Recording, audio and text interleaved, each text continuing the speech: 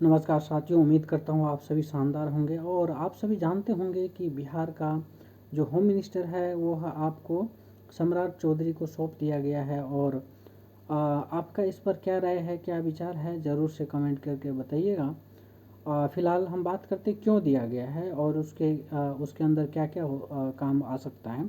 तो देखिए, सबसे पहली बात तो ये है कि जो सम्राट चौधरी को सौंपा गया उसके पीछे कुछ पॉलिटिकल एंड स्ट्रेटजिक रीजन है। सबसे पहली बात तो ये है कि उन्होंने जो बीजेपी को सबसे ज़्यादा सीट आया है और बिहार के अंदर, तो एक रीज़न तो ये हो सकता है। दूसरी बात जो है, नीतीश कुमार खुद भी इस पद से जो है क्विट किए हैं। उन्होंने खुद अपने मन से जो है उसको क्विट किए हैं। दूसरी बात, जो सम्राट चौधरी है बीजेपी के नेता है और एक वरिष्ठ नेता कह सकते हैं आप, है ना, एक्सपीरियंस नेता उनके हिसाब से। बाकी आपका क्या सोचना है, ज़रूर से बताइएगा, ठीक है। और तीसरी बात जो है, जो सम्राट चौधरी ओबीसी समुदाय से आता है, तो ऑब्वियस सी बात है ओबीसी समुदाय के सबसे ज़्यादा पॉपुलेशन आपको बिहार के अंदर देखने को मिलेगा। केवल बिहार के नहीं बल्कि अदर स्टेट्स में भी यही सीन है।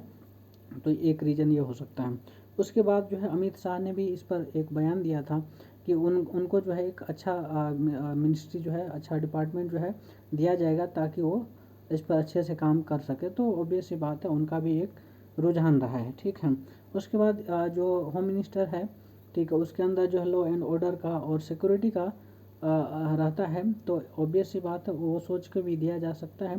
तो ये एक और रीज़न है, ठीक है। तो कहने का मतलब, जो पावर और पोर्टफोलियो का एक इम्पॉर्टेंट डिपार्टमेंट है वो आपका होम मिनिस्टर ही है, ठीक है। तो इस वजह से एक इम्पॉर्टेंट डिपार्टमेंट है। और इसके अंदर क्या क्या आता है मैं एक बार बता दे रहा हूँ, ठीक है।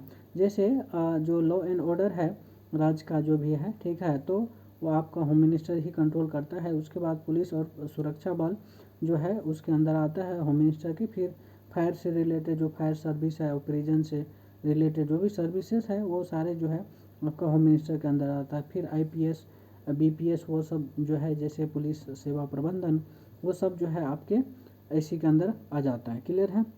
उसके बाद जो है आपका ह्यूमन राइट्स से रिलेटेड जो भी है ना, स्टेट ह्यूमन राइट कमीशन के मामले में भी निपटारा जो ही करता है।